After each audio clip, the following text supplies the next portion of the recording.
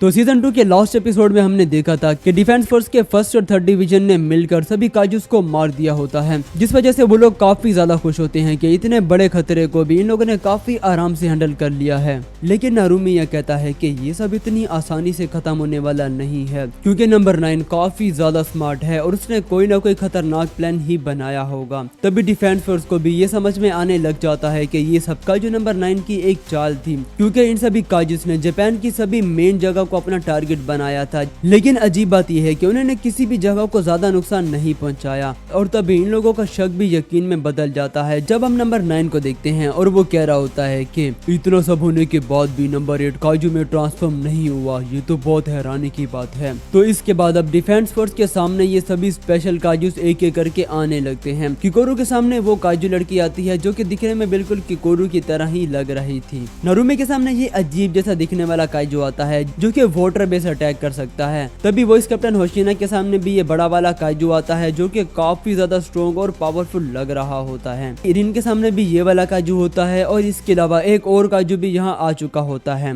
Total यहाँ पर 5 नए काजू आते हैं जिनका फोर्टिट्यूड लेवल 9.0 से भी ज्यादा होता है, जो कि काजू नंबर 10 के लेवल का है, जिसका मतलब ये है कि ये सभी काजूस भी नंबर वाले काजूस हैं, जिस वजह से अब इन सभी काजूस को नंबर दिए जाते हैं, यानी कि नंबर 11 से लेकर नंबर 15 तक। और इन सभी काजूस को देखकर ये सभी लोग काफी ज्यादा शॉक्ड होते हैं और इन्हें कुछ भी समझ में नहीं आ रहा होता कि भाई आखिर ये लोग इन्हें कैसे हराएंगे, क्योंकि एक नंबर वाले काजू को हराने के लिए 2 से 3 कैप्टन लेवल के डिफेंस फोर्स मेंबर चाहिए होते हैं। लेकिन यहाँ तो इनके सामने बस एक डिफेंस फोर्स मेंबर है और वो सभी भी 9 सीखिए हैं। तो क्या ये लोग इन सभी को हरा पाएंगे या फिर नहीं? वेल, ये तो हमें आगे ही जाकर पता चलने वाला है। फिर इसके बाद हम देखते हैं कि ये काजू सीधा सोनिक अटैक कर देती है किकोरू पर, लेकिन किकोरू इसके अटैक को डॉज कर लेती है, पर इसका ये अटैक सीधा जाकर लगता है 6 डिफेंस फोर्स मेंबर को और भाई साहब इन सभी के चीथड़े उड़ जाते हैं और इनका कुछ भी नहीं बचता, जो देखकर अब किकोरू की हालत भी काफी ज्यादा खराब हो जाती है कि अगर ये अटैक उसे लगा तो उसका काम तमाम समझो, मतलब कि अब उसे इसके हर एक अटैक से खुद को बचाना होगा। इन्हें देखकर नारुमी को भी समझ में आ जाता है कि ये सभी काजूस किसी खास मकसद के लिए ही बनाए गए हैं, मतलब कि ये सभी काजूस अपने ओपोनेंट की पावर को देखकर बनाए गए हैं, जिस वजह से इन सभी काजूस को हराना इन सभी के लिए काफी ज्यादा मुश्किल होने वाला है। डायरेक्टर इटामी भी यहाँ कह रहा होता है कि लगा नहीं था कि हालात इतने ज्यादा खराब हो जाएंगे, उनके सामने इतने सारे पावरफुल काजूस होंगे। वेल, ये तो साफ बात है कि एक काजू को हराने के लिए कम से कम 2 या 3 कमांडर लेवल के डिफेंस फोर्स मेंबर चाहिए होते हैं, लेकिन उनके पास अभी मैन पावर बहुत ही ज्यादा कम है। तो उनके पास अभी जो भी लोग मौजूद हैं बस उन्हें ही इन सभी काजूस को हराना होगा। तो अब हम देखते हैं कि captain Mina Ashiro, vice captain Hoshina, Gen Narumi और किकोरू ये सभी तैयार हो जाते हैं इन सभी काजू से लड़ने के लिए। तभी किकोरू अपने सूट की कॉम्बैट पावर को अनलिस्ट करती है जो कि 84% से भी ज्यादा होती है, जो देखिए सभी लोग काफी ज्यादा शॉक्ड होते हैं, क्योंकि भाई इतनी पावर लेवल के साथ कोई भी बंदा बड़ी आसानी से स्क्वाड का कैप्टन बन सकता है, जो कि इनके लिए एक प्लस पॉइंट है। लेकिन फिर भी क्या ये इस काजू को हरा पाएगी या नहीं? खैर, हम देखते हैं कि अब इन दोनों के बीच फाइट स्टार्ट हो जाती है और काजू नंबर 15 बहुत ज्यादा स्पीड से सीधा किकोरू पर अटैक कर देती है, लेकिन किसी तरह से ये उसके अटैक से खुद को बचा लेती है। लेकिन हम देखते हैं कि इसका ये अटैक इतना ज्यादा खतरनाक होता है कि यहाँ बहुत बड़ा ब्लास्ट होता है। काजू नंबर 15 किकोरू से कहती है कि मुझे लगा नहीं था कि तुम मेरे अटैक को इतनी आसानी से डॉज कर लोगी, जिसके बाद अब किकोरू भी अपनी पूरी पावर से इसे फाइट करने की कोशिश करने लगती है। लेकिन हम देखते हैं कि इसका कोई भी अटैक इसे टच तक नहीं होता और ये इसके सभी अटैक्स को बड़ी ही आसानी से डॉज करती जाती है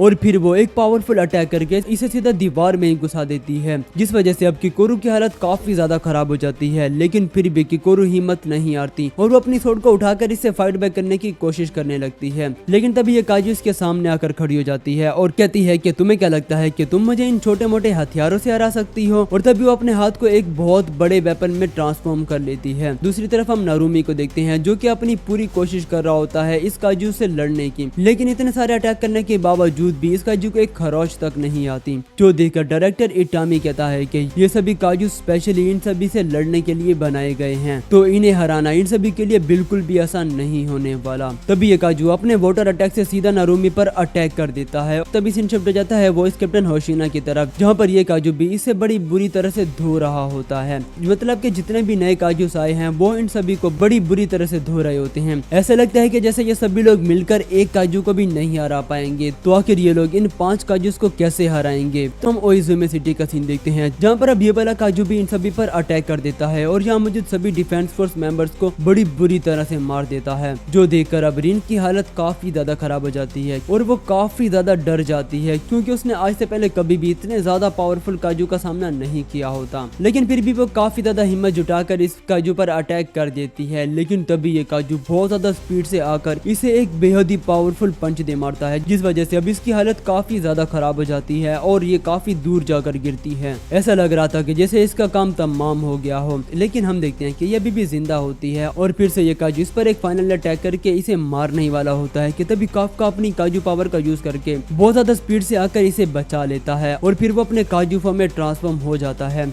काफका के ट्रांसफॉर्म होते ही सभी लोगों को पता चल जाता है कि वो काजू नंबर 8 में ट्रांसफॉर्म हो चुका है, जिस पर ये बंदा कहता है कि क्या काफका को अभी फाइट करनी चाहिए या नहीं। तो इस पर इटामी कहता है कि वैसे तो उनका प्लान ये था कि वो लोग काफका को बस काजू नंबर 9 से फाइट करने के लिए ही बचा कर रखेंगे, लेकिन क्योंकि उनके पास और कोई चॉइस नहीं है तो काफका को अभी इस काजू से लड़ना होगा। काफका किकोरू से कहता है कि मैं अभी तुम्हारी हेल्प करने के लिए वहां नहीं आ सकता, तुम्हें अकेले ही उस काजू को हराना होगा और मुझे तुम पर पूरा भरोसा है, तुम ये कर सकती हो। तो इसके बाद अब ये काजू अपनी पूरी पावर रिलीज करता है, जिसका फोर्टिट्यूड लेवल भी अब बढ़कर 9.3 हो जाता है, जो देखकर अब सभी लोगों की हालत और भी ज्यादा खराब हो जाती है और इन्हें यकीन नहीं आ रहा होता भाई कि इस काजू का फोर्टिट्यूड लेवल अब 9.3 से भी बढ़ चुका है। खैर, तो इसके बाद अब ये काजू बहुत ज्यादा स्पीड से भागता हुआ आता है काफका पर अटैक करने के लिए। रिन काफका को यहाँ से भाग जाने का कहती है और कहती है कि तुम यहाँ से भाग जाओ, हम लोग सब कुछ संभाल लेंगे, लेकिन फिर भी काफका अपनी जगह पर ही खड़ा रहता है और जैसे ये काजू इस पर अटैक करता है तो काफका बस अपनी जगह पर ही रुककर बस अपने एक हाथ से इसके अटैक को रोक लेता है,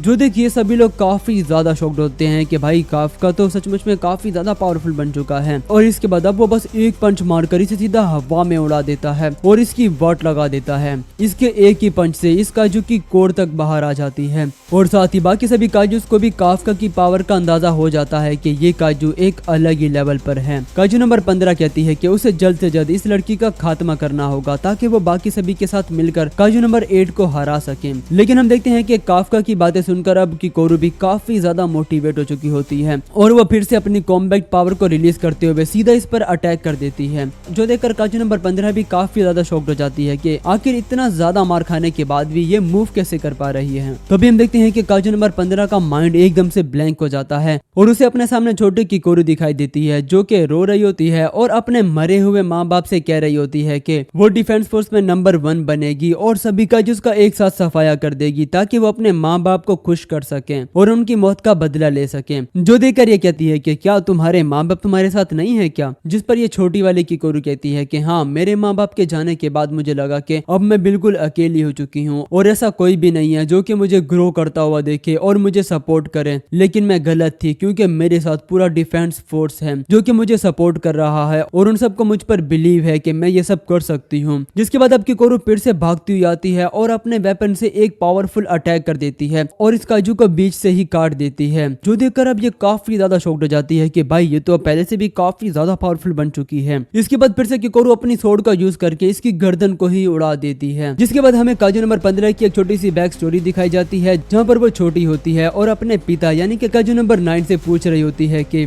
फादर, क्या आप भी मुझसे प्यार करते हो या नहीं। जिस पर काजू नंबर 9 कहता है कि नहीं, मैंने तुम्हें बस किकोरू शिनोमिया को मारने के लिए बनाया है और अगर तुमने खुद को उससे ज्यादा पावरफुल बना लिया और उसे हरा दिया तो फिर मैं तुमसे प्यार करूंगा। तो इस वजह से अब काजू नंबर 15 की जिंदगी का बस एक ही मकसद होता है और वो है किकोरू शिनोमिया से ज्यादा पावरफुल बनना और उसे हराना। जिसके बाद अब स्टोरी फिर से वापस प्रेजेंट में आती है, जहाँ पर काजू नंबर 15 काफी ज्यादा इमोशनल होकर रोने लगती है और कहती है कि क्या तुम्हें पता है किकोरू, तुम्हारे फादर तुमसे काफी ज्यादा प्यार करते थे, इसलिए तुमसे काफी ज्यादा सख्ती से पेश आते थे, लेकिन मेरे फादर काफी ज्यादा अलग हैं, वो मुझसे बिल्कुल भी प्यार नहीं करते, मैं बस उनके लिए एक प्यादा हूँ जो कि तुम्हें मारने के लिए बनाई गई थी। तो अब हम देखते हैं कि काजू नंबर 15 की जो बॉडी होती है वो पूरी तरह से वैनिश होने लगती है और कुछ देर के अंदर अंदर ही उसकी पूरी बॉडी गायब हो जाती है, जो देखकर भाई डिफेंस फोर्स के सभी मेंबर काफी ज्यादा खुश हो जाते हैं कि भाई फाइनली आखिरकार किकोरू ने काजू नंबर 15 को हरा ही दिया है। तो इसलिए अब डायरेक्टर इटामी भी किकोरू की काफी ज्यादा तारीफ करने लगता है कि उसने बहुत अच्छा काम किया, लेकिन अभी भी काम खत्म खत्म नहीं हुआ, क्योंकि अभी उन्हें और भी काफी ज्यादा खतरनाक काजूस को हराना होगा। तो जिसके बाद अब हम सुमेडा सिटी का सीन देखते हैं, जहाँ पर नारुमी की फाइट काजू नंबर 11 से चल रही होती है। और नंबर 11 काफी ज्यादा खतरनाक अटैक्स कर रहा होता है नारुमी पर। उसके वाटर अटैक इतने ज्यादा खतरनाक होते हैं कि आसपास का काफी सारा एरिया तक डिस्ट्रॉय हो जाता है।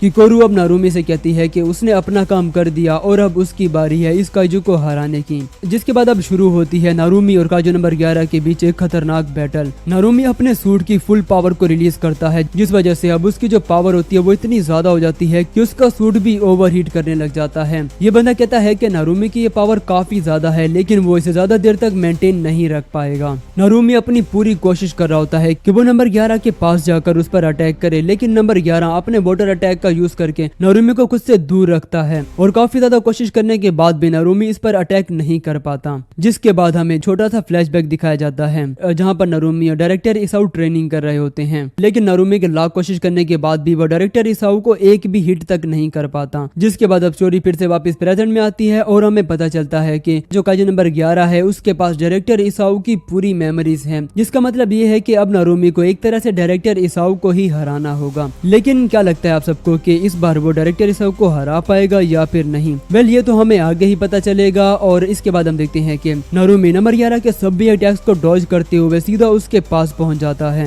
और उस पर काफी ज्यादा खतरनाक अटैक करने की कोशिश करने लगता है। लेकिन डायरेक्टर इसाऊ की मेमोरीज होने की वजह से नंबर 11 को नारुमी के हर एक अटैक के बारे में पता होता है और वो इसे काफी ज्यादा आसानी से बच जाता है और हवा में छलांग लगाकर इस पर ही काउंटर अटैक कर देता है। नारुमी इसके अटैक से किसी तरह से खुद को बचा लेता है और फिर से वो इस पर अटैक करने की कोशिश करने लगता है। नंबर 11 कहता है कि मुझे तुम्हारे इस अटैक के बारे में सब कुछ पता है, और ये कहकर वो नारुमी के इस अटैक को भी बड़ी आसानी से ब्लॉक कर लेता है। भाई सच बताऊं तो मुझे लगता है कि काजू नंबर 11 इन सभी काजूस में से सबसे ज्यादा खतरनाक और पावरफुल है, क्योंकि इसके बाद डायरेक्टर इसाऊ की सारी मेमोरीज हैं, जिस वजह से नारुमी का इसे हराना बहुत ही ज्यादा मुश्किल काम होने वाला है। क्या नारुमी यहाँ पर बहुत सारे अटैक्स करने की कोशिश कर रहा होता है नंबर 11 पर, लेकिन नंबर 11 को इसके हर एक अटैक के बारे में पता होता है और वो कहता है कि तुम कभी भी मुझसे जीत नहीं पाओगे, क्योंकि मुझे तुम्हारे हर एक अटैक के बारे में पता है और मैं तुमसे काफी ज्यादा पावरफुल हूँ। और ये कहकर भाई अब नंबर 11 नारुमी को अपने वाटर अटैक से जकड़ लेता है और इसे एक बेहद ही खतरनाक और पावरफुल पंच दे मारता है, जिसे नारुमी बिल्कुल भी डॉज नहीं कर पाता और उसकी हालत काफी ज्यादा खराब हो जाती है। और अब नंबर 11 एक फाइनल अटैक करके नारुमी को खत्म करने की कोशिश करने लगता है। हम देखते हैं कि वो अपने वाटर पार्टिकल्स को हवा में फ्लोट करके उन्हें एक बॉल टाइप शेप में चेंज कर लेता है और सीधा नारुमी पर अटैक करने लगता है और कहता है कि नारुमी अब तुम्हारा काम तमाम समझो। तभी हम देखते हैं कि नारुमी अपनी गन से इसे शूट कर देता है और कहता है कि अब मैं आपसे लड़ने के लिए तैयार हूँ मिस्टर इसाऊ। तभी हमें काजू नंबर 11 में डायरेक्टर इसाऊ की एक झलक दिखाई जाती है, जिसके बाद अब नारुमी काफी ज्यादा स्पीड से आकर इसके एक हाथ को ही काट देता है, जो देख अब नंबर 11 भी काफी ज्यादा शॉक्ड हो जाता है, क्योंकि अब नारुमी की आंखों का कलर चेंज हो चुका होता है। जो देख नंबर 11 काफी ज्यादा शॉक्ड हो जाता है और कहता है कि इसाऊ की मेमोरी में मैंने तो ऐसा कुछ भी नहीं देखा था कि तुम अपनी आंखों के कलर को भी चेंज कर सकते हो। हम देखते हैं कि ये नारुमी की एक स्पेशल पावर होती है, जिसमें वो अपने ओपोनेंट के मूव्स को प्रेडिक्ट कर सकता है और ये देख सकता है कि उसकी पावर कैसे काम करती है, जिससे अब वो नंबर 11 के सभी अटैक्स को काफी ज्यादा इजीली डॉज कर लेता है और फिर से इस पर अटैक कर देता है और इसे बीच से ही काट देता है। नारुमी की ये पावर काफी ज्यादा कमाल की होती है, लेकिन उसकी इस पावर का सबसे बड़ा ड्रॉबैक ये होता है कि ये पावर ज्यादा देर तक यूज करने की वजह से उसका दिमाग भी फट सकता है। लेकिन फिर भी नारुमी इस पावर का यूज करता जाता है और एक के बाद एक अटैक करता जाता है। हम देखते हैं कि वो काजू नंबर 11 के हर एक बॉडी पार्ट को काट देता है, जो देखकर काजू नंबर 11 भी काफी ज्यादा शॉक्ड हो जाता है कि नारुमी ना सिर्फ उसकी बॉडी के मूवमेंट्स को प्रेडिक्ट कर रहा है, बल्कि वो उसके हर एक अटैक को भी देख सकता है, जो कि काजू नंबर 1 की सबसे ज्यादा स्पेशल और खतरनाक पावर है। तो इसके बाद अब नारुमी squadron style gun shot technique number 6 का यूज करके काजू नंबर 11 को बहुत ज्यादा बुरी तरह से काट पीट देता है। जिसके बाद हमें फिर से डायरेक्टर इसाऊ की एक बैक स्टोरी दिखाई जाती है, जहाँ वो इटामी को बता रहा होता है कि ये जो नया स्टूडेंट नारुमी है वो काफी ज्यादा टैलेंटेड और पावरफुल है और एक दिन ऐसा आएगा जब वो मुझे भी सरपास कर देगा और इस डिफेंस फोर्स का सबसे ज्यादा पावरफुल मेंबर बनकर दिखाएगा। जिसके बाद अब हम फिर से प्रेजेंट का सीन देखते हैं, जहाँ पर नारुमी ने इस काजू के टुकड़े टुकड़े कर दिए होते हैं और इसका खात्मा कर दिया होता है और अब फाइनली इन्होंने 2 काजूस को तो हरा दिया होता है, लेकिन अभी भी यहाँ पर 3 और नंबर्स वाले काजू बचे होते हैं। तो इसके बाद अब हम चूफो एयरपोर्ट का सीन देखते हैं, जहाँ पर वाइस कैप्टन होशिना की फाइट काजू नंबर 12 से चल रही होती है और इन दोनों की fight one of the best fight में से एक होने वाली है काजू नंबर 8 के पूरे एनिमे की। खैर काजू नंबर 12 काफी ज्यादा बुरी तरह से मार रहा होता है होशिना को, और होशिना भी इसे फाइट बैक करने की कोशिश कर रहा होता है। हम देखते हैं कि होशिना भी अपनी लिमिट्स को पुश करके इसे फाइट बैक करने की कोशिश कर रहा होता है। तो देखिए लड़की कहती है कि उसने वॉइस कैप्टन होशिना को कभी भी इस तरह से लड़ते नहीं देखा, ये तो सचमुच में काफी ज्यादा कमाल है। काजू नंबर 10 होशिना से कहता है कि ये काजू सचमुच में काफी ज्यादा पावरफुल काजू है, और हो भी क्यों ना, क्योंकि ये काजू नंबर 9 का फिनिश्ड प्रोडक्ट है, जबकि मैं बस एक प्रोटोटाइप हूँ। जिसके बाद अब हमें होशिना की एक छोटी सी बैक स्टोरी दिखाई जाती है, जहाँ पर हमें होशिना के क्लैन के बारे में बताया जाता है। असल में होशिना फैमिली एक समुराई फैमिली है, जो कि हमेशा से ही मॉन्स्टर्स वगैरह से लड़ती आई है सोर्स टेक्निक का यूज करके। होशिना का जो बड़ा भाई था ना शोइचिरो, वो हमेशा से ही अपने क्लैन का सबसे ज्यादा टैलेंटेड और बेहतरीन सोर्समैन था। लेकिन दूसरी तरफ होशिना जब छोटा था तो वो इस चीज में बिल्कुल भी अच्छा नहीं था, और वो हमेशा से ही अपने भाई की तरह ही एक काबिल और बेहतरीन सोर्समैन बनना चाहता था। तो इसके बाद स्टोरी फिर से वापस प्रेजेंट में आती है, जहाँ पर काजू नंबर 12 खतरनाक तरीके से इनकी तरफ बढ़ रहा होता है, और होशिना भी इस पर अटैक करने के लिए खुद को तैयार कर लेता है। और नंबर 10 होशिना से कहता है कि भले ही हमारा दुश्मन एक फिनिश प्रोडक्ट है, लेकिन फिर भी हम दोनों अपनी पावर, स्पीड और टेक्निक को कंबाइन करके इसे हरा सकते हैं। जिसके बाद अब नंबर 12 एक फ्लैश अटैक कर देता है, लेकिन होशिना इसे डॉज कर लेता है, और नंबर 10 से कहता है कि हम यहाँ बिल्कुल भी हार नहीं सकते, और चाहे जो भी हो जाए हमें इसे हराना ही होगा। जिसके बाद अब वो ओकोनोगी से कहता है कि ओकोनोगी चलो K7 को स्टार्ट करो। तो इसके बाद अब वो एक बटन दबाती है, और हम देखते हैं कि आसमान से कुछ पोर्ट्स टाइप सीधा होशिना की तरफ आने लगते हैं, जिनके अंदर होशिना के एक्स्ट्रा इक्विपमेंट्स होते हैं, जैसे कि उसके एक्स्ट्रा ब्लेड्स, एनर्जी बूस्टर्स और कुछ ड्रोन्स वगैरह। असल में ये होशिना का एक बैकअप प्लान होता है, क्योंकि उसे पता है कि काजू नंबर 9 बहुत ही ज्यादा इंटेलिजेंट है, और अगर उसने उसकी पहले वाली फाइट जो कि काजू नंबर 10 से हुई थी, अगर उसने उसे ऑब्जर्व किया होगा, तो फिर हो सकता है कि नंबर 9 ने उसके डबल ब्लेड अटैक का काउंटर भी बना लिया हो। तो इसीलिए उसके पास कोई बैकअप प्लान भी होना चाहिए। तो इसलिए अब होशिना ने ये डिसाइड किया है कि वो अब एक नया वेपन और एक नया स्वॉर्ड स्टाइल डेवलप करेगा, एक सिंगल ब्लेड फॉर्म, जो कि उसके बड़े भाई यानी कि शोइचिरो के ट्रेडिशनल स्टाइल पर बेस्ड होगा। और होशिना जहाँ कहता है कि चाहे जो भी हो, मैं तलवारबाजी में कभी भी किसी से हार नहीं सकता। तो इसके बाद अब होशिना नंबर 12 पर एक सिंगल ब्लेड अटैक करके उसके एक हाथ को ही काट देता है, और फिर से वो इस पर एक और अटैक करके इसे बीच से ही काट देता है। हम देखते हैं कि नंबर 12 के बीच में सुराख हो जाता है, लेकिन अजीब बात ये होती है कि वहाँ पर उसकी कोर नहीं थी।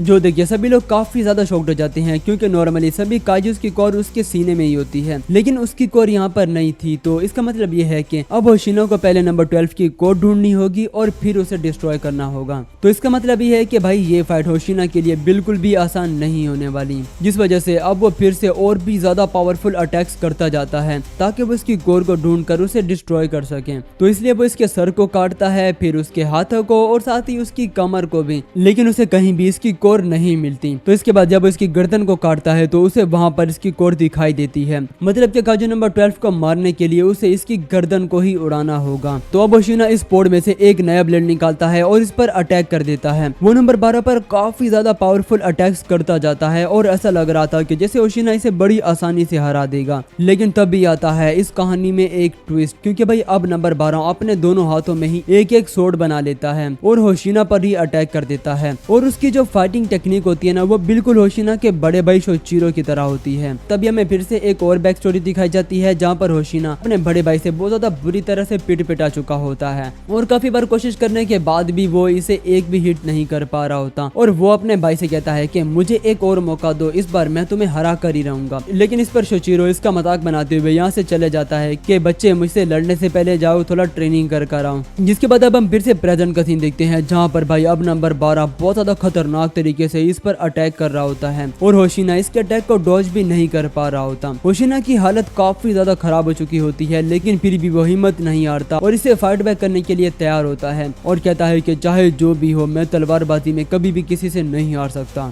हम देखते हैं कि होशिना अभी खड़ा ही हो रहा होता है कि तभी नंबर 12 बहुत ज्यादा स्पीड से आकर इस पर बहुत ही ज्यादा खतरनाक अटैक कर देता है, और होशिना को बहुत ही ज्यादा बुरी तरह से इंजर्ड कर देता है, और उसका एक हाथ भी काट कर उसके धड़ से अलग कर देता है। और भाई ये सीन देखने के बाद तो अब मुझे लगता है कि भाई होशिना का खेल खत्म समझो, और वो अब कभी भी नंबर 12 को नहीं हरा पाएगा। और साथ ही हम देखते हैं कि अब होशिना समंदर की गहराइयों में खो रहा होता है और सोच रहा होता है कि अब उसे हार मान लेनी चाहिए, क्योंकि वो कभी भी जीत नहीं सकता, और अगर वो क्विट कर देता है तो उसे और ज्यादा तकलीफ नहीं होगी। उसकी आंखें बंद हो रही होती हैं, और वो अब और और भी ज्यादा गहरे पानी में डूब रहा होता है, लेकिन अभी भी कहीं ना कहीं उसके अंदर की आवाज उसे हार मानने से मना करती है और कहती है कि वो कभी भी तलवारबाजी में किसी से हार नहीं सकता। फिर से वो अपनी आंखें खोलता है और हम देखते हैं कि उसका जो हाथ कट गया था उसे नंबर 10 ने अपनी पूंछ से रिप्लेस करके हील कर दिया होता है। मतलब कि नंबर 10 अपनी पूंछ को सेक्रीफाइस करके होशिना के हाथ को रीजनरेट कर देता है। अब होशिना फिर से अपने होश में आ चुका होता है और नंबर 10 इसे पूछता है कि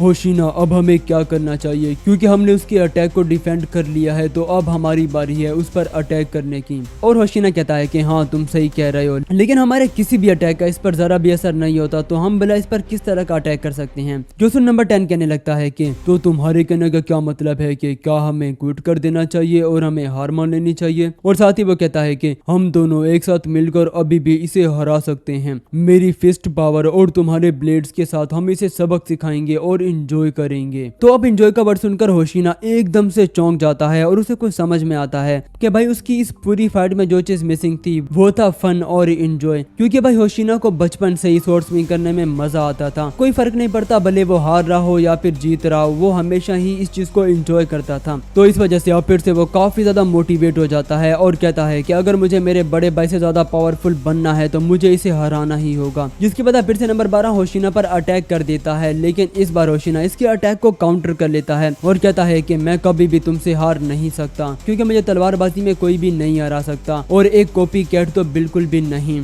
जिसके बाद फिर से वो अपने सूट के कॉम्बैट पावर को अनलिस्ट करता है, जो देखकर इन सभी लोगों की आंखें बाहर आ जाती हैं, क्योंकि भाई इसकी combat power level maximum level तक पहुंच चुकी होती है, यानी कि 100 पर। जिसके बाद फिर से नंबर 12 होशिना पर अटैक करने के लिए आने लगता है और होशिना नंबर 10 से कहता है कि मेरे पास एक प्लान है, तुम मेरी थॉट्स को रीड करो, तुम्हें समझ में आ जाएगा। नंबर 10 भी ठीक ऐसा ही करता है और वो कहता है कि हमारा ये प्लान जरूर काम करेगा। तो अब होशिना और नंबर 12 दोनों ही एक दूसरे पर अटैक करने के लिए तैयार होते हैं। होशिना नंबर 12 के अटैक को डॉज करके बहुत ज्यादा स्पीड से इसके पीछे आ जाता है और हम देखते हैं कि अब होशिना 2 और नए ब्लेड्स को इन पॉड्स में से बाहर निकालता है और उन्हें अपने हाथों में पकड़ लेता है और तीसरा ब्लेड भाई नंबर 10 अपनी पूंछ से पकड़ लेता है। मतलब कि अब इनके पास 3 ब्लेड हो चुके हैं और इसके बाद फिर से ये नंबर 12 पर अटैक कर देते हैं। होशिना बहुत ही ज्यादा खतरनाक अटैक्स करता जाता है इस पर और हम देखते हैं कि वो इसके हाथों और पैरों को बहुत बुरी तरह से काट देता है। वो इस पर एक साथ इतने सारे अटैक्स करता है कि काजू नंबर 12 की कोर भी बाहर आ जाती है और फिर भाई साहब होशिना एक साथ मल्टीपल अटैक्स करके काजू नंबर 12 की बैंड बजा देता है और इसकी कोर पर अटैक करने लगता है। लेकिन फिर भी भाई ये डीड का बच्चा मरने का नाम नहीं ले रहा होता और अपनी पूंछ को सामने करके अपनी गर्दन को प्रोटेक्ट कर लेता है और इस बार भाई इनकी प्लानिंग काम आती है और अब नंबर 10 अपनी पूंछ को होशिना से अलग करके सीधा इसकी गर्दन पर अटैक कर देता है और इसकी कोर को काट देता है, जिस वजह से अब फाइनली होशिना का जो नंबर 12 को हरा देता है। जो देखकर भाई सभी लोग काफी ज्यादा खुश हो जाते हैं कि फाइनली भाई आखिरकार उन्होंने काजू नंबर 12 को हरा ही दिया है, जो करना इनके लिए सबसे ज्यादा मुश्किल होने वाला था।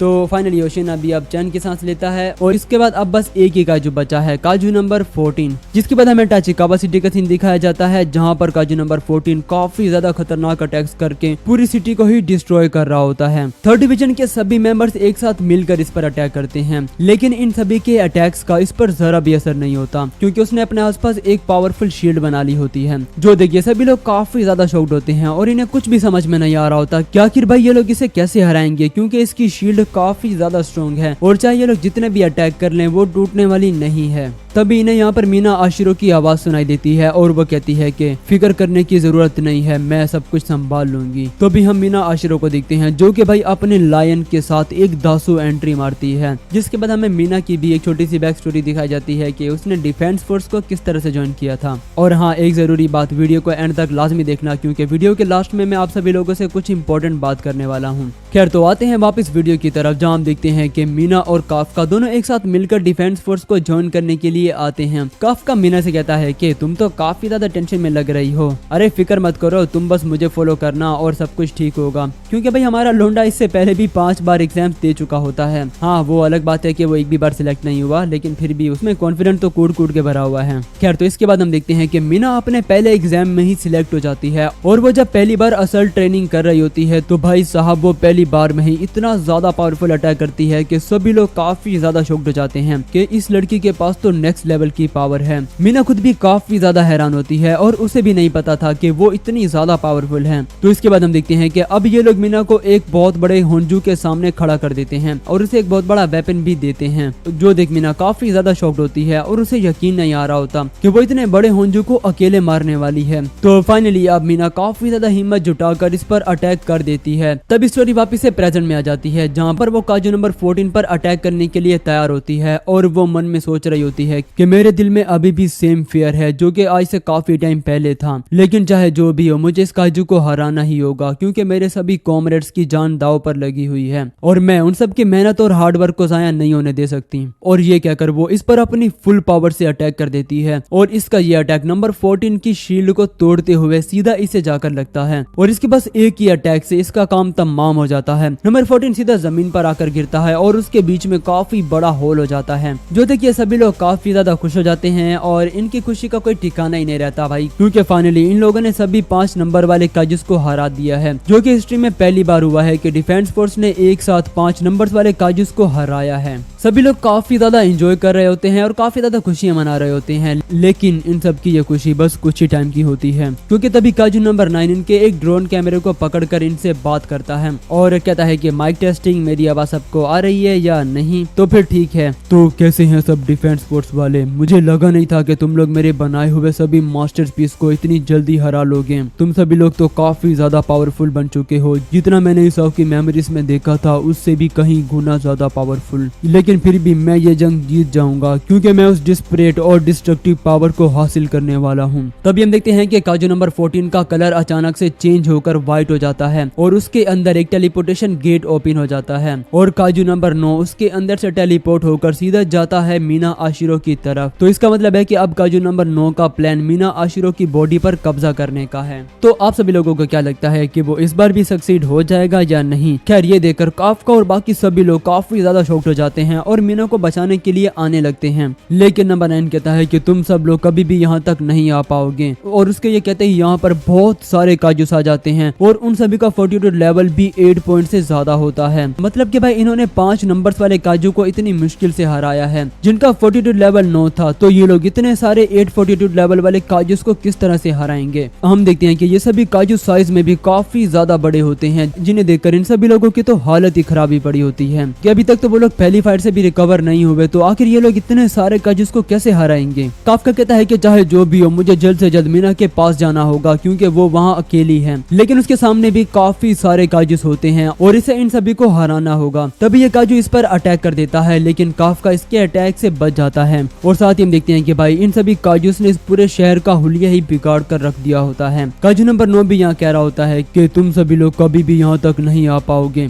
जिसके बाद हम फिर से काफका को देखते हैं, जहाँ पर ये काजू फिर से इस पर अटैक करने लगता है, लेकिन इस बार काफका इसे एक जोरदार लात दे मारता है, जिस वजह से इस काजू का फेस सीधा नीचे जमीन की तरफ हो जाता है और वो काजू सीधा जमीन पर ही अपना लेजर अटैक कर देता है। और तभी काफका को रियलाइज होता है कि भाई वहाँ नीचे जमीन में तो शेल्टर है और वहाँ पर काफी सारे लोग मौजूद हैं, जिस वजह से काफका काफी ज्यादा गुस्से में आ जाता है और बस एक ही पंच मारकर इस काजू के टुकड़े टुकड़े कर देता है। काजू नंबर 9 भी यहाँ कह रहा होता है कि मेरे बाद यहाँ सबसे ज्यादा पावरफुल तुम हो काजू नंबर 8 और तुम्हारे लिए इन सभी काजूस को हराना इतना मुश्किल नहीं होने वाला, लेकिन फिर भी तुम उस जगह को अकेले छोड़कर नहीं आ सकते, क्योंकि अगर तुम वहाँ से यहाँ पर आ गए तो वहाँ मौजूद सभी काजूस उन सभी लोगों को बहुत बुरी तरह से मार देंगे। हम देखते हैं कि मीना भी काजू नंबर 9 से लड़ने की कोशिश कर रही होती है, लेकिन ये उसके सभी अटैक से काफी ज्यादा आसानी से बच जाता है। और वैसे भी ये तो हम सभी लोगों को पता है कि मीना बस बड़े साइज के काजूस के खिलाफ ही अपनी पावर को अच्छे से यूज कर सकती है, तो काजू नंबर 9 से फाइट करना उसके लिए वैसे भी काफी ज्यादा मुश्किल होने वाला है, लेकिन फिर भी वो अपनी पूरी कोशिश कर रही होती है इसे फाइट बैक करने की। तो इस वजह से मीना इस पर काफी सारे अटैक्स करती है, जिसे काजू नंबर 9 अपने हाथ से शील्ड बनाकर रोक लेता है, लेकिन फिर भी वो इसकी शील्ड को तोड़ देती है। तो इस पर नंबर 9 कहता है कि तुम तो सचमुच में काफी ज्यादा पावरफुल हो, लेकिन क्या हो अगर मैं तुम्हारे पास आ जाऊं तो फिर तुम मुझ पर कैसे अटैक करोगी? जिसके बाद वो काफी ज्यादा स्पीड से उसके पास आकर उसे गर्दन से पकड़कर हवा में उठा लेता है और कहता है कि मीना आशिरो को एब्जॉर्ब करने के बाद मैं काजू नंबर 6 क्लास की पूरी आर्मी बना सकता हूँ और मीना के बगैर ऐसा कोई भी डिफेंस फोर्स मेंबर नहीं होगा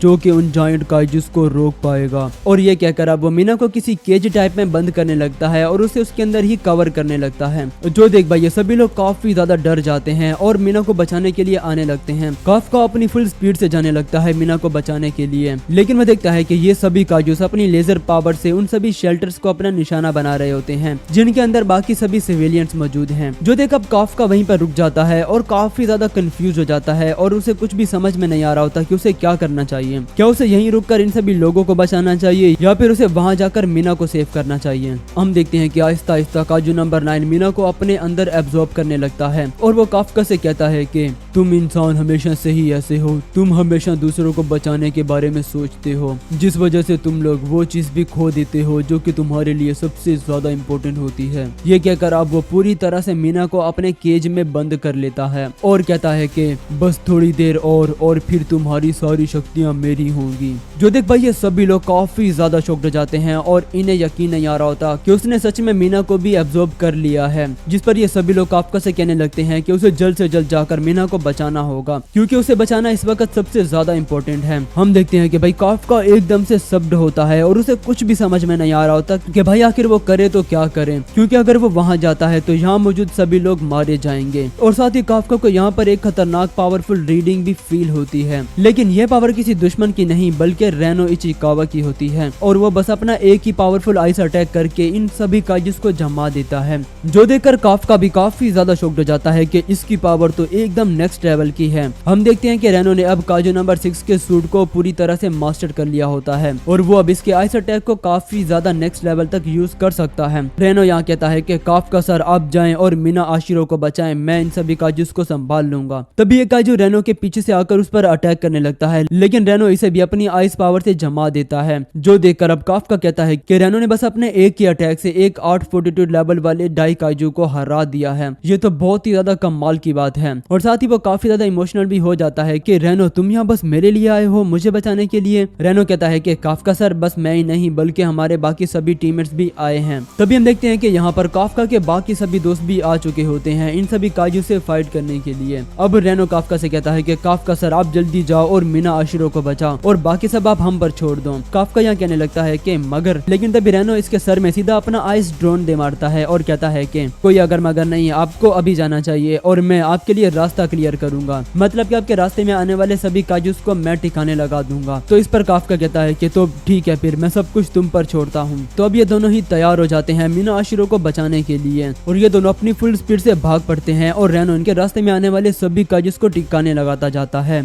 और काफका भी अपने सामने आने वाले सभी काजूस की वाट लगा देता है। इन दोनों की जोड़ी काफी ज्यादा कमाल की लग रही होती है और ये अपने रास्ते में आने वाले हर एक काजू को मारते जाते हैं। और तभी यहाँ पर हमें रेनो की एक छोटी सी बैक स्टोरी भी दिखाई जाती है जहाँ हमें पता चलता है कि जब वो काफी छोटा था तो तभी उसके पेरेंट्स और उसका बड़ा भाई एक काजू अटैक में गुजर गए थे और उसके बाद से वो अपनी ग्रैंड मदर के साथ रहता आया है। लेकिन उस दिन जब उस काजू ने उस पर अटैक किया था तो वहाँ पर काफका ने उसे बचाया था और उसके लिए स्टैंड लिया था और अपनी जान को खतरे में डाला था। और सिर्फ तभी नहीं बल्कि जब भी वो मुसीबत में होता था तो काफका वहाँ होता था उसे बचाने के लिए। तो अब स्टोरी वापिस से प्रेजेंट में आती है और रेनो कहता है कि अब मेरी बारी है काफका सर को बचाने की और चाहे जो भी हो जाए मैं काफका सर को कभी भी अकेले नहीं छोड़ूंगा। जिसके बाद अब रेनो और भी ज्यादा खतरनाक अटैक्स करता है और एक के बाद एक सभी काजूस को जमाता जाता है और अब काफका रेनो से कहता है कि मैं बाकी सभी काजूस को तुम पर छोड़ता हूँ। और ये क्या कर अब वो और भी ज्यादा स्पीड से जाने लगता है मीना की तरफ। जिसके बाद हम मात्सुमोटो सिटी का सीन देखते हैं जहाँ पर इन सभी काजूस ने तबाही मचा रखी होती है और यहाँ पर 4 डिविजन वाले इनसे फाइट कर रहे होते हैं। हम देखते हैं कि कैप्टन ओगाटा इहारू से कहता है कि रेनो इचिकावा ने तो अपना काम कर दिया है, अब तुम्हारी बारी है। तो इसके बाद अब इहारू भी अपने सूट की कॉम्बैट पावर को अनलिस्ट करता है जो देखिए सभी लोग काफी ज्यादा शॉक्ड हो जाते हैं क्योंकि भाई इसकी कॉम्बैट पावर 88% से भी ज्यादा होती है। और साथ ही कैप्टन ओगाटा ने इहारू के लिए एक खास तरह का वेपन भी बनाया होता है। जिसके बाद एक काजू इस पर अटैक करने लगता है लेकिन तभी इहारू काफी ज्यादा स्पीड से इसके अटैक को डॉज करके हवा में एक जबरदस्त छलांग लगाता है और बस एक ही अटैक करके इस काजू को मार गिराता है। जिसके बाद अब हमें बारी बारी काफका के बाकी सभी दोस्तों को भी दिखाया जाता है और वो सभी भी इन सभी काजू से काफी अच्छी तरह से फाइट कर रहे होते हैं। और हम फिर से काजू नंबर 9 को देखते हैं जहाँ पर इसने अभी भी मीना को अपने केज टाइप में बंद कर रखा होता है और उसे आहिस्ता आहिस्ता मार रहा होता है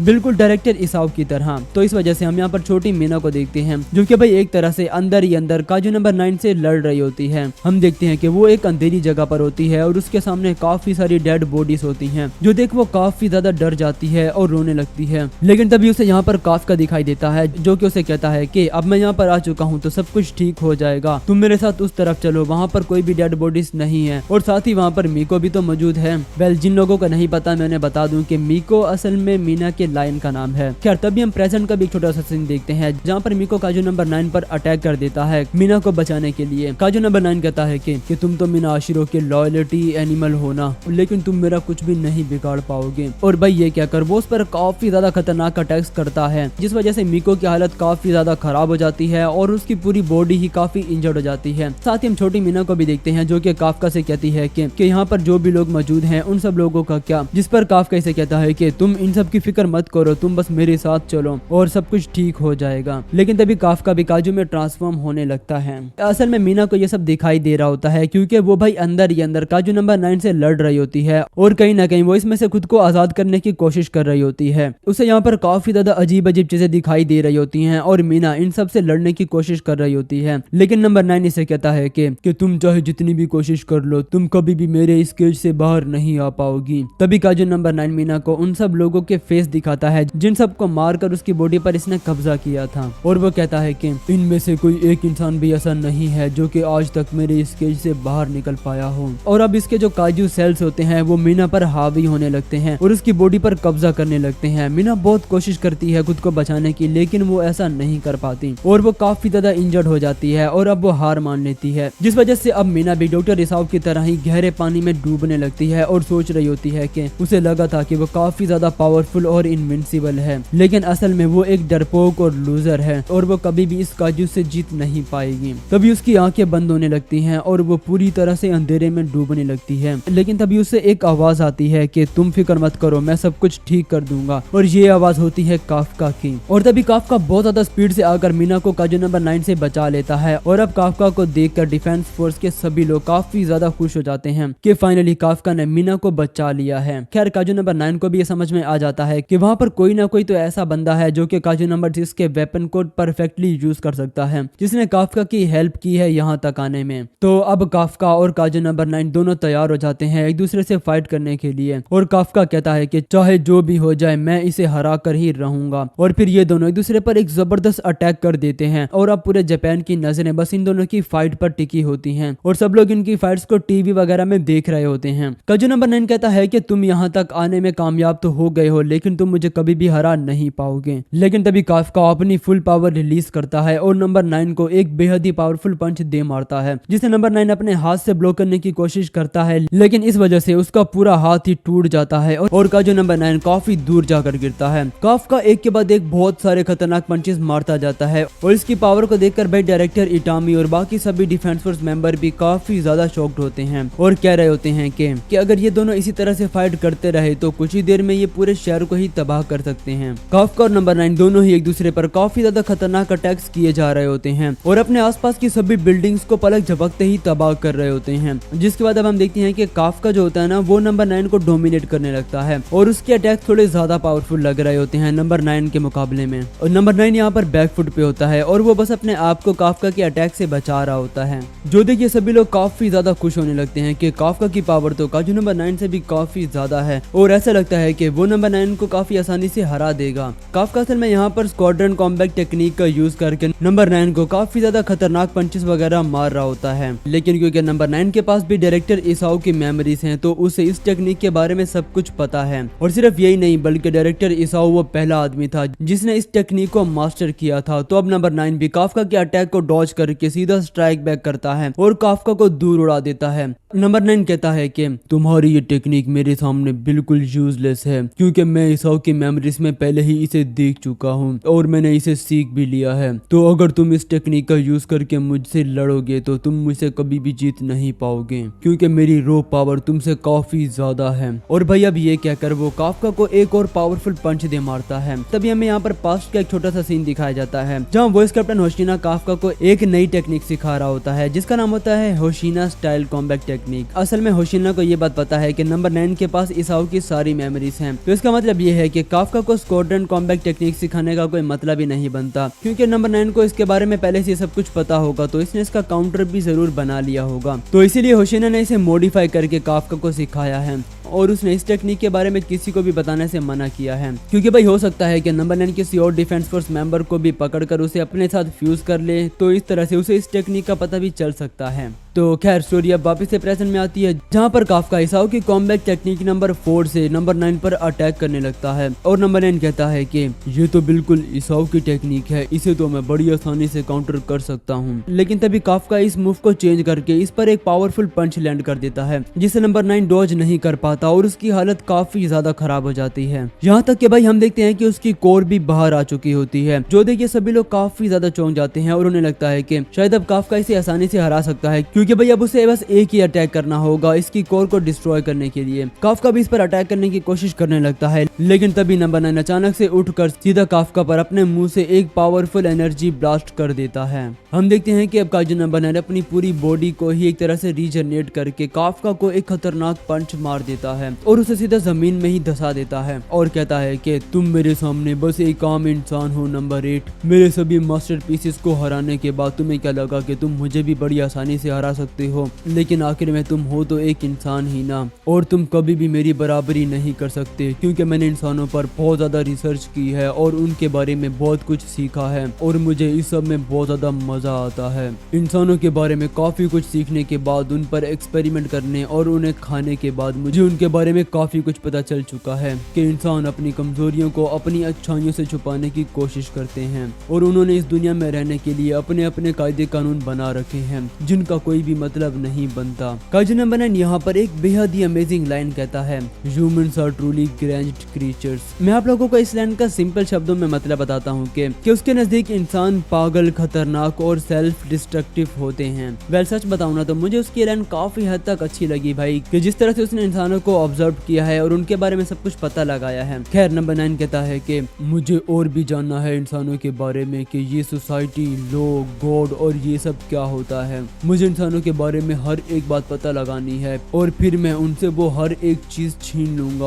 और उन्हें बस एक माइंडलेस क्रीचर बना दूंगा। जो सुनकर काफका कहता है कि भाई जो भी हो जाए मुझे इस मॉन्स्टर को अभी और इसी वक्त हराना होगा, क्योंकि अगर ये बच गया तो आगे चलकर बहुत बड़ी मुसीबत बन सकता है। खैर अब ये कहकर काफका नंबर 9 पर फिर से अटैक करने लगता है, जिसे ये बड़ी आसानी से ब्लॉक कर लेता है और तभी नंबर 9 अपनी बॉडी की शेप को चेंज करके काफी बड़ा बना लेता है और काजू नंबर 2 की पावर को यूज करते हुए वो काफका पर एक साथ बहुत सारे मुक्के बरसाता जाता है। काफका भी इसे काउंटर करने लगता है और फाइट बैक करने लगता है। तभी यहाँ पर हम वॉइस कैप्टन होशिना को देखते हैं, जो कहता है कि काफका को ट्रांसफॉर्म हुए 30 मिनट से ज्यादा हो चुके हैं और वो अगर ऐसे ही ज्यादा देर तक अपने काजू फॉर्म में रहा तो हो सकता है कि शायद वो कभी भी वापस इंसान में बदल ना सके। और तभी हम काफका को देखते हैं, जो सोच रहा होता है कि सब लोगों की उम्मीदें मुझसे लगी हैं, तो चाहे जो भी हो जाए मैं इसे हरा कर ही रहूंगा और मुझे बस एक परफेक्ट हिट करना होगा इसकी कोर पर। और ये सोचकर अब काफका अपनी पूरी पावर से इस पर अटैक करने लगता है, लेकिन इससे पहले कि वो नंबर 9 को हिट कर पाता तभी नंबर 9 काफका पर ही एक जोरदार अटैक करके उसकी कोर को डैमेज कर देता है और उसे बाहर ले आता है। काफका की कोर भी बाहर आ जाती है और ये देखकर भाई सब लोगों की हालत काफी ज्यादा खराब हो जाती है और नंबर 9 काफका की कोर को पकड़कर उसे बाहर निकालने लगता है और कहता है कि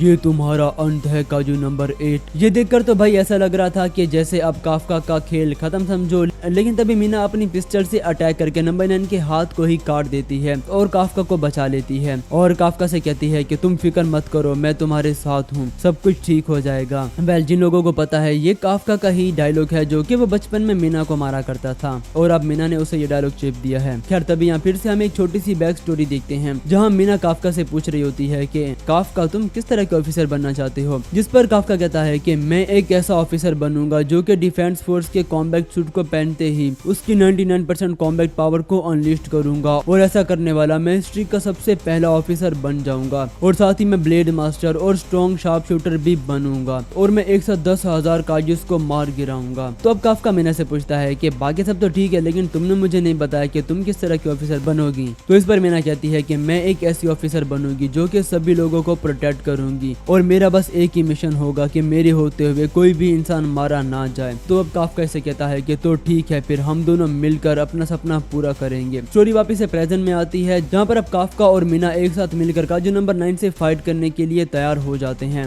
मीना काफका से कहती है कि तुमने कहा था कि हम दोनों साथ मिलकर लड़ेंगे और मुझे लगा नहीं था कि तुम सचमुच में ऐसा कर पाओगे। मतलब कि भाई वो काफका का मजाक बना रही होती है। खैर ये दोनों अपनी अपनी कमियों के बारे में एक दूसरे को बता रहे होते हैं कि जैसा इन्होंने सोचा था ये दोनों वैसे इंसान बिल्कुल भी नहीं बन पाए, लेकिन चाहे जो भी हो उन्हें अपने आप को बेहतर बनाना होगा और आगे बढ़ना होगा। हम देखते हैं कि नंबर 9 भी दीवारों को तोड़ता हुआ बाहर आता है और इन दोनों के सामने आकर खड़ा हो जाता है। और साथ ही हम देखते हैं कि उसके दो सर होते हैं, एक तो उसका अपना सर और दूसरा काजू नंबर 2 का। मतलब कि वो अब काजू नंबर 2 की पावर को भी यूज कर सकता है और ये दोनों भी उसे लड़ने के लिए तैयार हो जाते हैं। और दूसरी तरफ पूरा डिफेंस फोर्स और सभी लोगों की नजरें बस इसी फाइट पर टिकी होती हैं। खैर अब नंबर 9 इन दोनों पर अटैक कर देता है। ये दोनों उसके अटैक से खुद को बचा रहे होते हैं और सोच रहे होते हैं कि आखिर ये लोग इसे किस तरह से हरा सकते हैं। तभी काफका मीना से कहता है कि मीना मेरे पास एक प्लान है कि अगर मैं नंबर 9 को पता चलने से पहले ही उसकी कोर पर अटैक कर देता हूँ तो हम लोग जीत सकते हैं, लेकिन अगर उसे पता चल भी जाता है तो फिर भी मेरे पास 2 बैकअप प्लान्स हैं। तो इसके बाद काफका नंबर 9 के सभी अटैक्स को डॉज करता हुआ काफी ज्यादा स्पीड से उसके पास आकर उसे एक पंच दे मारता है, लेकिन नंबर 9 इसके पंच को बड़ी आसानी से ब्लॉक करके इस पर काउंटर अटैक करने लगता है। पर तभी मीना दूर से काफका को बैकअप देते हुए नंबर 9 पर अपनी गन से अटैक करने लगती है। ये दोनों एक साथ मिलकर नंबर 9 को काफी अच्छी टक्कर दे रहे होते हैं। काफका इस पर क्लोज रेंज अटैक्स कर रहा होता है और मीना दूर से काफका को बैकअप दे रही होती है, जिस वजह से अब काफका के सिंपल अटैक्स भी नंबर 9 के लिए डॉज करना काफी ज्यादा मुश्किल हो चुका होता है और काफका एक के बाद एक इस पर अटैक्स किए जा रहा होता है।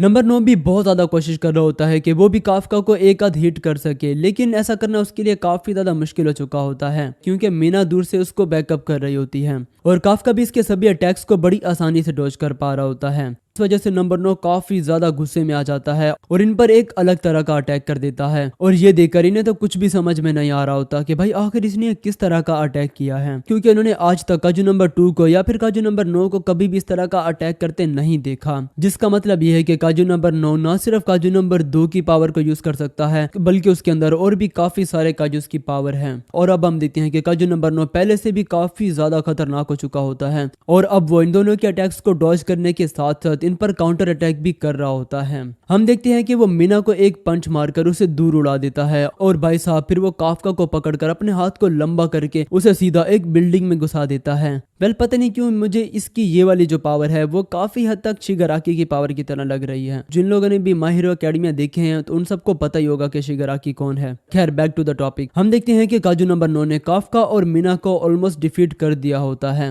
लेकिन तभी हमारा लोंडा यहाँ पर अपना बैकअप प्लान रिवील करता है। असल में मुझे इसका ये प्लान आप सभी को काफी डिटेल में समझाना पड़ेगा, तो सब लोग ध्यान से सुनना, मैं दोबारा नहीं बताने वाला। खैर आप सभी को ये तो याद ही होगा कि काफका इस छोटे वाले काजू की वजह से ही काजू नंबर 8 में ट्रांसफॉर्म हो पाया था। और साथ ही आप सभी को ये भी याद होगा कि जब काफका डायरेक्टर इस हाउस से फाइट कर रहा था तो वो एकदम से आउट ऑफ कंट्रोल हो गया था और उसकी आंखें वगैरह भी कुछ रेड कलर की हो गई थी और वो बिल्कुल ही आउट ऑफ कंट्रोल होकर किसी पर भी अटैक कर रहा था। असल में वो सब इस छोटे वाले काजू की वजह से हुआ था, क्योंकि ये काजू एक तरह से काफका की बॉडी को कंट्रोल करने की कोशिश कर रहा था और जब भी काफका अपने काजू फॉर्म की ज्यादा पावर को यूज कर लेता है तो ये छोटा वाला काजू उसकी बॉडी को पोजेस करने लगता है, यानी कि उसकी बॉडी पर एक तरह से कब्जा करने लगता है। लेकिन भाई हमारे लोंडे ने काफी कड़ी ट्रेनिंग करके एक चीज अचीव की है कि वो अपने उस खतरनाक वाले मोड को 1 मिनट तक अपने कंट्रोल में रहकर यूज कर सकता है। मतलब कि जब वो आउट ऑफ कंट्रोल होता है तो उसकी पावर काफी ज्यादा बढ़ जाती है, बस फर्क ये होता है कि वो किसी पर भी अटैक करता जाता है। लेकिन अभी काफका ने ट्रेनिंग करके खुद को इस काबिल बनाया है कि वो अपने उस खतरनाक वाले मोड को 1 मिनट तक अपने कंट्रोल में ही रहकर यूज कर सकता है और वो अभी अपने उसी फॉर्म को काजू नंबर 9 से लड़ने के लिए यूज करने वाला है। लेकिन अगर वो ज्यादा देर तक उस फॉर्म में रहा तो वो फिर से आउट ऑफ कंट्रोल हो सकता है, तो इसीलिए उसके पास बहुत कम टाइम है।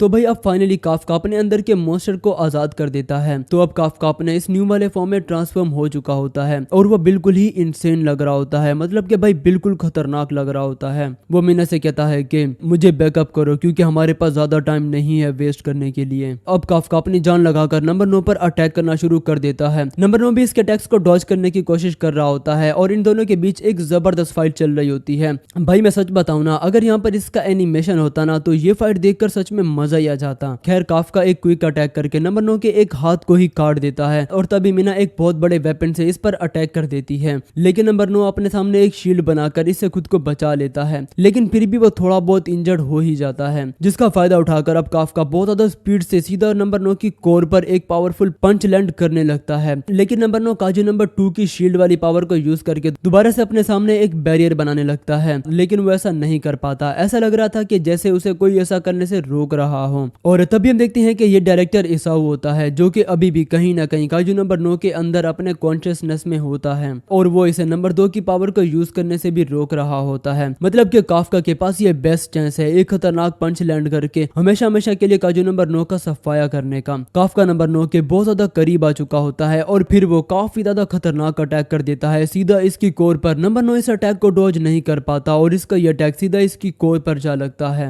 और अब उसकी कोर भी टूटने लगती है, जो देखकर भाई फाइनली मुझे ऐसा लग रहा है कि शायद अब काजू नंबर 9 का खेल खत्म समझो। हम देखते हैं कि उसकी हालत भी काफी ज्यादा खराब हो चुकी होती है और उसके मुंह से भी खून निकल रहा होता है और वो काफका से कहता है कि चलो हम थोड़ी सी बात कर लेते हैं। तब यहाँ पर हम देखते हैं कि काफका एक अलग डायमेंशन में आ चुका होता है, मतलब कि काजू नंबर 9 उसे कोई पुरानी मेमोरीज वगैरह दिखा रहा होता है, जहाँ पर वो एक बैटल फील्ड में होता है और वहाँ उसके आसपास काफी सारे सामुराई सोल्जर्स जमीन पर मरे पड़े होते हैं और काफका के सामने छोटा वाला काजू नंबर 9 खड़ा होता है और वो कह रहा होता है कि शुरुआत में मुझे लगा था कि हमारी मुलाकात एक इत्तेफाक थी, लेकिन अब मुझे लगता है कि ये किस्मत या डेस्टिनी नहीं बल्कि सब पहले से ही प्लान था। यानी कि जब मुझे तुम्हारे अंदर की पावर महसूस हुई तब मुझे कुछ समझ आया कि वो सिर्फ एक रैंडम काजू पावर नहीं बल्कि उस पावर का कोई डीप ओरिजिन या पास्ट कनेक्शन है। यानी कि जो कुछ भी अब तक हुआ है वो सब कुछ ही पहले से लिखा हुआ था। काजू नंबर 9 काफका को ये जगह दिखाकर उसे ट्रिगर करने की कोशिश कर रहा होता है ताकि उसके अंदर के काजू नंबर 8 की पुरानी या फिर असल मेमोरी जगाई जा सके। असल में काजू नंबर 9 यहाँ पर एक हिंट दे रहा होता है कि शायद काजू नंबर 8 कोई नया काजू नहीं बल्कि ये काफी पुराना काजू है जो कि शायद पहले भी काजू नंबर 9 से मिल चुका है। खैर नंबर 9 काफका से कहता है कि तुम जीत चुके हो और मैं अब कुछ ही देर के अंदर अंदर यहाँ से वैनिश हो जाऊंगा। मेरी हमेशा से बस एक ही इच्छा थी कि इंसानों के साथ घुल मिलकर रहना और उनके बारे में बहुत कुछ पता लगाना, लेकिन मेरा सफर बस इतना ही था और सच में मैंने अपनी लाइफ को काफी ज्यादा एंजॉय किया है। काफका इसे कहता है कि नहीं तुम झूठ बोल रहे हो, ये भी तुम्हारी कोई चाल है। नंबर 9 कहता है कि मेरे पास अब और कोई हिडन अटैक या कार्ड्स बाकी नहीं है, ये मेरा अंत है। काफका कहता है कि अगर तुम सच बोल रहे हो तो ये सब तुम्हारे पीछे क्या है जो कि तुम्हारे अंदर से बाहर आने की कोशिश कर रहा है। हम देखते हैं कि अब काजू नंबर 9 मर चुका होता है और उसके अंदर से एक काफी खतरनाक बीस्ट टाइप कुछ मॉन्स्टर बाहर आने लगता है और कहता है कि क्योंकि अब काजू नंबर 9 की कोर टूट चुकी है तो अब हम आजाद हैं और हम जो चाहे कर सकते हैं। मतलब कि भाई अब काजू नंबर 9 तो मर चुका है, लेकिन भाई अब उससे भी बड़ा खतरा इनके सामने है जिन्हें काफका और पूरी डिफेंस फोर्स को मिलकर हराना होगा।